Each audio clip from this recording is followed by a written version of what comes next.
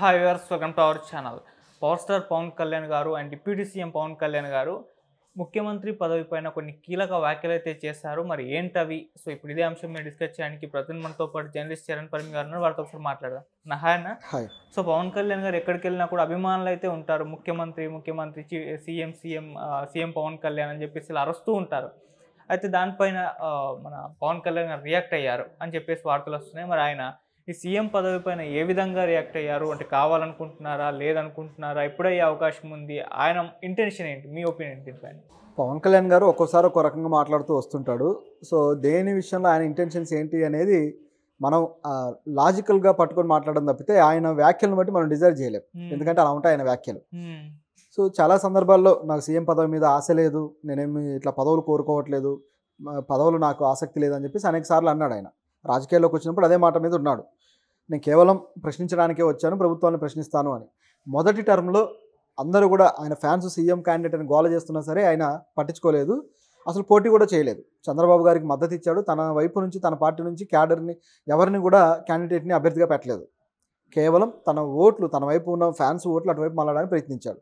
దాంట్లో కొంతవరకు సక్సెస్ అయ్యాడు. ఎందుకంటే ఆ టర్మ్లో చంద్రబాబు గారు సీఎం అయ్యారు కాబట్టి. ఆ తర్వాత సెకండ్ టర్మ్కి వచ్చేసరికి మాత్రం ఆయన పొత్తు ఏమీ లేకుండా బయటకు వచ్చేసి చంద్రబాబు గారిని కూడా విమర్శిస్తూ, ఆయన ప్రభుత్వాన్ని, ఆయన చేసిన పనులను విమర్శిస్తూ తాను అనేక చోట్ల తన అభ్యర్థులను పెట్టి పోటీ చేశాడు. దాదాపు 120 స్థానాలకు పోటీ చేశాడు. ఎందుకంటే సీఎం అభ్యర్థి కావకూడదు అనుకుంటే అంత చేయాల్సిన పని లేదు. ఎక్కడ బలం ఉందో అక్కడ పోటీ చేయొచ్చు. అన్ని చోట్ల ఎందుకు పోటీ చేశాడంటే మ్యాజిక్ ఫిగర్ కోసం ప్రయత్నించే పోటీ చేస్తారు ఎవరైనా. సీఎం అభ్యర్థి కావాలనుకునే వాళ్ళకి అది ఉంటుంది. సో అటువంటిది చూసుకొని ఆయన ప్రయత్నించాడు. మొత్తానికి అది వర్కౌట్ అవ్వలేదు. ఒక సీటు కూడా రాలేదు. ఒకే ఒక సీటు వచ్చింది. అంటే ఆయన గెలవలేదు, కానీ రాజోల్లో రాపాక గెలిచాడు. ఆ తర్వాత ఆయన వెళ్ళి మళ్ళీ వైసీపీలో జాయిన్ అయిపోయాడు. అది అందరూ చూశారు. ఇక్కడ పవన్ కళ్యాణ్ సీఎంగా ప్రయత్నించిన మాట క్లియర్గా కనిపిస్తుంది. కానీ ఆయన ఈరోజు చేసిన వ్యాఖ్యలు ఆ విధంగా లేవు. ఏమన్నాడంటే, నాకు సీఎం పదవి మీద ఏమాత్రం ఇంట్రెస్ట్ లేదు, నేను నటుడు అవ్వాలనుకోలేదు కానీ అయ్యాను, అలాగే డిప్యూటీ సీఎం అవ్వాలనుకోలేదు కానీ ఇప్పుడు డిప్యూటీ సీఎం అయ్యాను, అలాగే సీఎం అవ్వాలని నాకేం కోరిక లేదు, చంద్రబాబు గారే దానికి అర్హులు, ఆయన అనుభవజ్ఞులు, ఆ అనుభవం అవసరం రాష్ట్రానికి, నాకైతే ఎటువంటి ఆశ లేదన్నాడు. నాకు దేశం అంటే ఇష్టం, దేశం కోసం పనిచేయడం నాకు ఇష్టం, కష్టపడి పనిచేస్తాను, నేను ఇందులోనే ఆనందం ఎత్తుకుంటాను అని చెప్పేసి ఆయన అన్నాడు. అయితే ఈ వ్యాఖ్యల్లో కూడా నర్మగర్భంగా ఒక అంశం కనపడుతుంది. ఏంటంటే డిప్యూటీ సీఎం అవ్వాలని అనుకోకపోయినా సరే డిప్యూటీ సీఎం అయ్యాను, అలాగే యాక్టర్ అవ్వాలనుకోకపోయినా అయ్యాను అని, అలాగే సీఎం అవ్వాలనుకోవట్లేదు అన్నాడంటే దాని అర్థం అవుతాను అనే ఇంటెన్షన్ ఆయనకి ఏమైనా ఉందేమో. అది చెప్పలేదు కాబట్టి చెప్పాడని మనం అనుకోకూడదు. కాకపోతే తను కోరుకోకపోయినా సాధించగలిగాననే ఇంటెన్షన్ ఉంది కాబట్టి ఇది కూడా సాధించవచ్చు అనే ఒక ఆలోచన అయితే వస్తుంది. నిజానికి మొన్న ఎలక్షన్కి ముందు కూడా ఎక్కడికి వెళ్ళినా ప్రచారానికి సీఎం అని అరుస్తుంటే ఆయనకే ఇరిటేషన్ వచ్చి అన్నాడు, మీరు నన్ను సీఎం అని అరుస్తారు కానీ నాకు ఓట్లు మాత్రం వేయరు అని చెప్పేసి ఒక విధంగా కోప్పడ్డాడు. సో ఇట్లా అంటే ఫ్యాన్స్ తనని సీఎంగా చూస్తూ ఉన్నా సరే తాను అంటే అనుకున్న సాధించలేకపోయినందుకు అసంతృప్తి అయితే ఉంది. ఫ్యాన్స్లో మాత్రం బాగా ఆయన సీఎంగా చూడాలనే కోరిక ఉంది పవన్ కళ్యాణ్ ఫ్యాన్స్కి. ఎక్కడికి వెళ్ళినా సీఎం అని అరుస్తూ ఉంటారు. సో ఈ వ్యాఖ్యలకు మరి వాళ్ళు డిసప్పాయింట్ అవుతారా అంటే కొంతవరకు డిసప్పాయింట్ అవుతారు. మరి ఇలా కాకుండా వేరేలాగా కూడా ఆయన చెప్పలేడు కదా. ఇప్పుడున్న అలయన్స్ ప్రకారం చూసుకుంటే చంద్రబాబు గారు కాదు నేనే కరెక్ట్ క్యాండిడేట్ని అని చెప్పి చెప్పలేడు కదా. సో ఆయన కేవలం కొద్ది సీట్లకు పరిమితమైనప్పుడు కూడా కూటమిలో ఇదే విమర్శ వచ్చింది.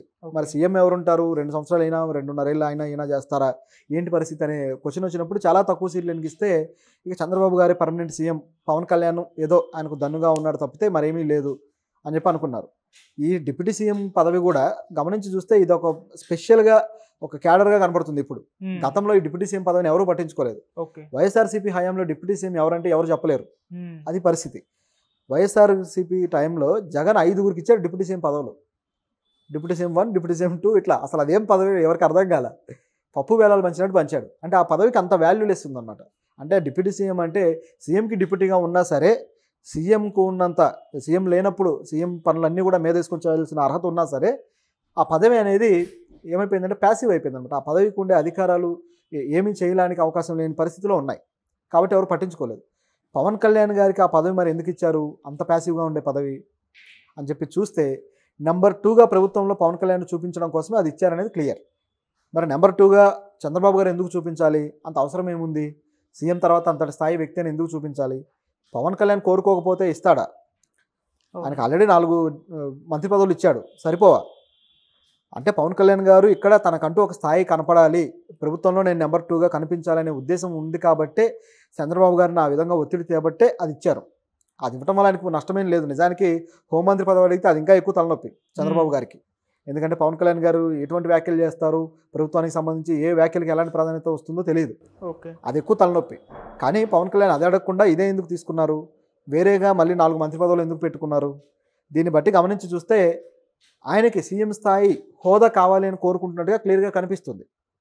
కాకపోతే ఇప్పుడున్న ప్రభుత్వానికి సంబంధించి ప్రభుత్వంలో ఆయన ఒక భాగస్థుడు కాబట్టి సపరేట్గా నేను సీఎం క్యాండిడేట్ని లేకపోతే నేను సీఎంని అని చెప్పుకునే పరిస్థితి ఆయన తీసుకోడు. అది మళ్ళీ లేనిపోయిన వివాదాలకు దారితీస్తుంది. కాబట్టి ఆయన ఈ విధంగా మాట్లాడాడు. కాకపోతే ఆయన లోపల ఉన్న ఇంటెన్షన్ అనేది ఇందులో కనిపిస్తుంది. దాంట్లో ఎటువంటి సందేహం అయితే లేదు. అండ్ భవిష్యత్తులో కూడా దానికి ఆల్రెడీ పావులు కదుపుతూ ఉన్నాడు. ఇప్పుడు ఎందుకు ఈ లడ్డు వివాదంలో ఇంత అగ్రెసివ్గా ఉన్నాడు, చంద్రబాబు గారు ఎందుకు లైట్గా ఉన్నారంటే కారణం పవన్ కళ్యాణ్ గారు తనకంటూ ఒక రూట్ వేసుకుంటున్నారు అనేది క్లియర్. చంద్రబాబు కన్ఫ్యూజ్ అవుతున్నారు నిజానికి పవన్ కళ్యాణ్ ఎటువంటి యాక్టివిటీలో వెళ్తున్నాడో అర్థం కాక. కాబట్టి పవన్ కళ్యాణ్ గారికి వెనకాల ఆల్రెడీ ఒక స్ట్రాటజీ నడుస్తూ ఉంది సీఎం క్యాండిడేట్గా ఇదవ్వడానికి. సో ఇది ఇక్కడ ఆయన కనిపిస్తున్న విషయం. ఆయన అనకపోయినా సరే ఆయన వెనకాల ఉన్న ఉద్దేశం అయితే అదే. ఓకే. అంటే ఇప్పుడు ఈ సీఎం పదవి మీద కామెంట్స్ చేస్తే కాస్త నెగిటివ్ అయ్యే ఛాన్స్ ఉంది. ఎందుకంటే ఆయన కూటమి ప్రభుత్వంలో ఉన్నాడు. మరి అందుకే ఇటువంటి ఇలా కర్ర చావద్దు పాము విరగదన్న స్థితిలో చెప్పారు అని కూడా కామెంట్స్ వినిపిస్తున్నాయి. మీరేం చెప్తారు దానికి? అది వాస్తవమే. నిజం చెప్పాలంటే ఏమాత్రం బయట పడలేదు. ఈ ప్రజలు ఇచ్చినా నేను తీసుకోగలను అని కూడా అనలేదు. లేకపోతే ప్రజలు ఆ విధంగా చూస్తే నేను ముందుకెళ్తానని కూడా అనలేదు. ఏమీ అనలేదు. కేవలం చంద్రబాబు గారి మీద నమ్మకం ఉంది నాకు, చంద్రబాబు గారు దీనికి సరైన వ్యక్తి అన్నాడు. కాకపోతే ఆ హింట్ అనేది దొరికింది ప్రజలకి. అయితే ఇప్పుడు ఇంత రాజకీయ ప్రాధాన్యత దీనికి అవసరమా అంటే ఇప్పుడు ఉన్న పరిస్థితుల్లో ఈ అలయన్స్ ఇప్పుడు ప్రస్తుతానికైతే బాగానే ఉంది కాబట్టి దీనికి ఇప్పుడు ప్రాధాన్యత రాదు. కానీ భవిష్యత్తులో ప్రాధాన్యత వచ్చే అవకాశం అయితే ఉంది. ఎందుకంటే పవన్ కళ్యాణ్ గారు ఇండివిజువల్గా ఎప్పుడైతే పోటీ చేయాలని రెడీ అవుతారో అప్పుడు ఆ ఇది వస్తుంది. మరి నెక్స్ట్ టర్మ్లో ఆ విధంగా పోటీ చేసే అవకాశం ఉందా అంటే చెప్పలేం. ఎందుకంటే ఈ 4 సంవత్సరాలు, 4.5 ఏళ్ళు ప్రభుత్వ పరిపాలన బట్టి, ప్రభుత్వం మీద వచ్చే వ్యతిరేకతను బట్టి అది డిసైడ్ అవుతుంది. ఒకవేళ ప్రభుత్వం మీద భారీ స్థాయి వ్యతిరేకత వస్తే ఖచ్చితంగా పవన్ కళ్యాణ్ విడిగా పోటీ చేయాల్సిందే. ఎందుకంటే ప్రభుత్వంతోనే అంటకాగితే ఆ వ్యతిరేకత ఆయన మీద కూడా వస్తుంది. ఎందుకంటే ప్రభుత్వంలో ఉన్నాడు కాబట్టి. ఒకవేళ విడిగా పోటీ చేయాల్సిన పరిస్థితి వస్తే అప్పుడు ప్రభుత్వం నుంచి డిటాచ్ అయినట్టు అవుతుంది. ప్రభుత్వానికి ఈయన కూడా ప్రతిపక్షంగా మారుతాడు కాబట్టి కొంతవరకు ఆ వ్యతిరేక ఓటు అనేది ఆయన వైపు వెళ్ళే అవకాశం ఉంటుంది. కాబట్టి ఈ స్ట్రాటజీలన్నీ ఇంకా 4.5 ఏళ్ల తర్వాత మాట్లాడుకోవాల్సినవి. సో అప్పుడు తేలుతాయి. కాబట్టి అప్పటిదాకా పవన్ కళ్యాణ్ ఏంటి అనేది ఎవరు బయట పెట్టలేరు. ఓకే. ఫ్యూచర్లో కూడా లోకేష్ గారు వర్సెస్ పవన్ కళ్యాణ్ గారు ఉండబోతుంది. సీఎం పదవికి వీళ్ళిద్దరి మధ్య కాంపిటీషన్ ఉంటుంది అని ఇప్పటి నుంచే కూడా ఒక చర్చ అయితే జరుగుతుంది. అది వాస్తవమే, దాంట్లో ఎటువంటి సందేహం లేదు. అది క్లియర్గా కనిపిస్తూ ఉంది. ఎందుకంటే నెక్స్ట్ ఎలక్షన్కి చంద్రబాబు గారు ఇంత యాక్టివ్గా ముందుకు వెళ్ళే పరిస్థితి ఉంటుందా లేదా తెలియదు. ఒకవేళ ఉన్నా సరే సీఎం క్యాండిడేట్గా నిలబడతారా తెలియదు. ఎందుకంటే సీఎం క్యాండిడేట్గా నిలబడ్డా మళ్ళీ ఇంకొక 5 ఏళ్ల పరిపాలన అంటే ఆయన వయసు ఇంకా వయోభారం అయిపోతుంది. సో అంతకాలం ఆయన కొనసాగలరా? కాబట్టి లోకేష్ని తాను శక్తియుక్తులతో ఉన్నప్పుడే లోకేష్ని సీఎం క్యాండిడేట్గా తీసుకొచ్చి ఆయన చుట్టూ ఒక బలగాన్ని ఏర్పాటు చేయాల్సిన బాధ్యత చంద్రబాబు గారికి ఉంటుంది. ఎందుకంటే తాను వీక్ అయిపోతే ఇక లోకేష్ గారి మాట పార్టీలో వినే పరిస్థితి ఉండదు. కాబట్టి తాను బలంగా ఉన్నప్పుడే ఆ పని చేయాలి. పైగా పవన్ కళ్యాణ్ కావచ్చు, జగన్ కావచ్చు, అలాగే అటువైపు బీజేపీ కూడా పావులు కదుపుతూ ఉంది. కాబట్టి నెక్స్ట్ టర్మ్కి ఇంతమంది మహామహులను ఎదుర్కొనే సత్తా లోకేష్కి ఒంటరిగా ఉండదు. సో అది కూడగట్టడానికి చంద్రబాబు గారు ఆయన యాక్టివ్గా ఉన్నప్పుడు చేయాల్సి ఉంటుంది. సో 29కి వచ్చేసరికి ఖచ్చితంగా లోకేష్ ముందుకెళ్తాడు ఓకే సీఎం క్యాండిడేట్గా. అలాగే లోకేష్ ముందు